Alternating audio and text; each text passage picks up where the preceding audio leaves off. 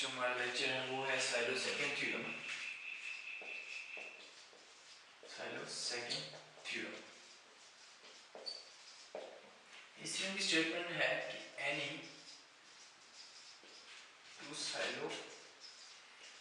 P सबग्रुप्स और conjugate to each other। कोई से दो साइलो पी सबग्रुप्स जो है वो कॉन्जुगेट होंगे। कॉन्जुगेट दो सबग्रुप्स कॉन्जुगेट कब होते हैं? जब H इक्वल्स टू A के A इनवर्स इस तरह से हो या A equals to A H A inverse इस तरह से, तो फिर दो सबग्रुप जो है वो कॉन्जुगेट होंगे। अब इस थ्योरम को हम लोग फिर से प्रूफ करने के लिए सपोज करते हैं, इसके प्रूफ में डिक्लेयर करते हैं कि G जो है इसको ऑर्डर A ग्रुप है, इसका ऑर्डर है P raise to power alpha M, और इसके हम लोग दो सबग्रुप्स कंसीडर करते हैं H, इसका ऑर्डर भी P raise to power alpha, और K इसका ऑर्डर भी P raise to power alpha होगा। देखें H इसका साइलो पी सबग्रुप हमने कंसीडर किया, उसका ऑर्डर अगर साइलो बोल दिया है तो उसका ऑर्डर होगा P की highest power P raise to power alpha, और K भी अगर इसका साइलो पी सबग्रुप है तो इसका ऑर्डर भी होगा P raise to power alpha means highest power of P। अब यहाँ पे स्टूडेंट जो है वो क्वेश्चन करते हैं कि अगर दोनों का ऑर्डर सेम है तो दोनों ग्रुप सबग्रुप्स भी सेम होंगे, ये गलत बात है। इसकी वजह यह है कि देखिए अगर S3 में हम लोग बात करते हैं तो S3 का ऑर्डर है 6, और इसके जो साइलो बनेंगे वो होंगे 2 इंटू 3, इसके साइलो बनेंगे H, इसका ऑर्डर 2, और K इसका ऑर्डर 3। देखिए H में इसमें एक सबग्रुप लेता हूँ 2 ऑर्डर का, वो होगा E और B, और इसमें एक के सबग्रुप लेता हूँ जो दूसरा साइलो होगा वो होगा E और AB। तो देखें दोनों का ऑर्डर जो है वो 2 है, दोनों सबग्रुप्स का ऑर्डर 2 है, और 2 रेज़ टू पावर 1 जो है वो डिवाइड करता है S3 के ऑर्डर को, लेकिन 2 raise to power 1 plus 1 does not divide S3 के ऑर्डर को। अब ये दोनों साइलो हैं लेकिन ये दोनों डिफरेंट है, दोनों का ऑर्डर बेशक सेम है लेकिन ये दोनों डिफरेंट सबग्रुप्स हैं, तो इसका मतलब ये है कि मे बी ये इसका मतलब ये है कि ये इक्वल नहीं हो सकते, ये different, these are different सबग्रुप्स।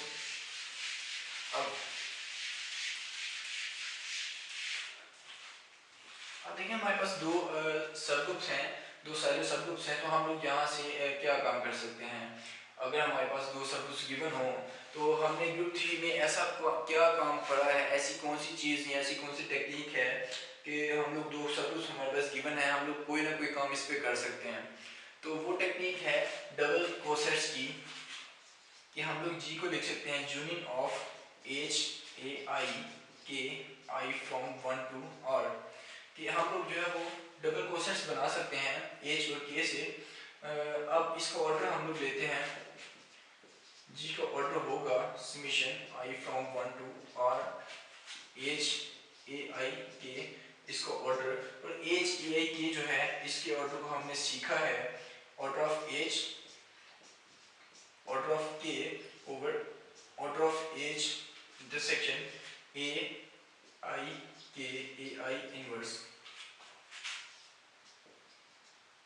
1 to R। तो ये बनेगा G का ऑर्डर है हमारे पास P raise to power alpha M equals to H का ऑर्डर है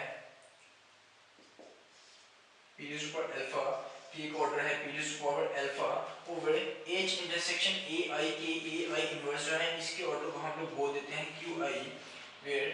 H intersection A I K A I inverse जो है इसके ऑर्डर को हमने Q I का नाम दिया। अब देखिए दोनों साइड से P अल्फा कैंसिल, हमारे पास जो टर्म बच गई वो है M equals to summation P raise to power alpha over Q I from 1 to R।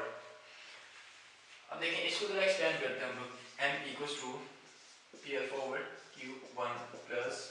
P alpha over Q2 plus so on plus P alpha over Q R। अब देखें right side पे ये जो terms हैं, ये हमारे पास जो ये Q I ऑर्डर है इसको हम लोग चेक करते हैं कि इसकी शेप किस तरह की होगी। लेकिन ये जो H intersection A I K A I inverse है, ये सबग्रुप है H का भी, और ये सबग्रुप है ए आई और ए आई इनवर्स का भी, ठीक है जी। अब अगर ये इसका सबग्रुप है एच का, तो इसका मतलब है इसका ऑर्डर जो है, इसका ऑर्डर जो है वो डिवाइड करेगा एच के ऑर्डर को बाय लैग्रांज थ्योरम। अब लैग्रांज थ्योरम के मुताबिक इसका ऑर्डर अगर एच के ऑर्डर को डिवाइड करता है, तो इसका ऑर्डर है हमारे पास p raise to power alpha, इसका ऑर्डर, इसका मतलब है इसको भी डिवाइड करेगा और इसका ऑर्डर b जो है वो p raise to power alpha है। तो अब अगर इसका ऑर्डर p की पावर को डिवाइड करता है, तो इसका मतलब है कि ये जो है मींस qi, ये जो qi है ये भी होगा is multiple of p। qi जो है वो p का मल्टीपल होगा, p का मल्टीपल मतलब p1 p2 सो ऑन। तो ये जो हमारे पास इक्वेशन है n equals to p alpha over q1 plus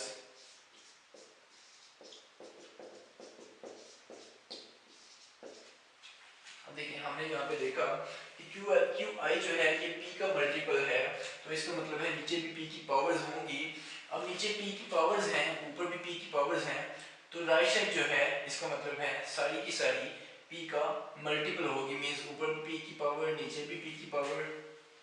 तो क्या होगा कि राइट साइड जो है वो सारी की सारी p से डिविजिबल है। लेकिन देखें ये जो लेफ्ट साइड है m, p इसको डिवाइड नहीं करता, क्योंकि हमने सपोज किया था order of g equals to p raise to power alpha m, और m और p जो है वो रिलेटिवली प्राइम है,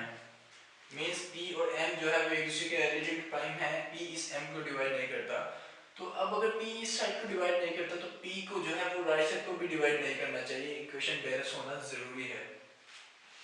अब अगर p राइट साइड को डिवाइड नहीं करता, तो वो किस सूरत में नहीं करता कि इन सब में से कोई एक जो है वो 1 के इक्वल आ जाए, तो वो हम लोग सपोज करते हैं कि p alpha over q1 equals to 1 है विदाउट लॉस ऑफ जनरलिटी।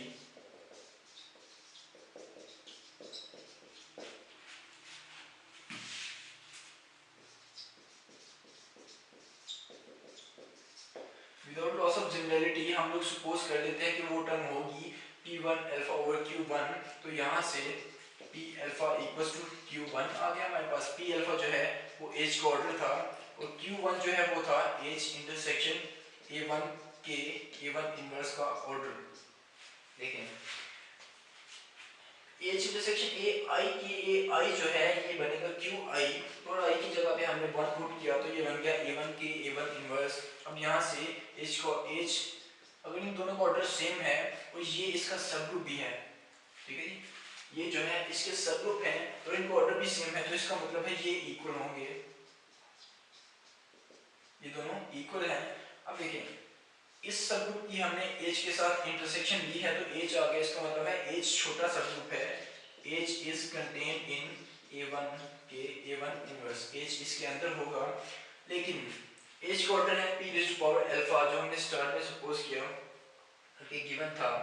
और t का order p raise to power alpha होगा, तो इसके कॉन्जुगेट का ऑर्डर भी सेम होगा, because we know that conjugates have same order. तो अगर दोनों का ऑर्डर सेम है और h इसका सब ग्रुप है,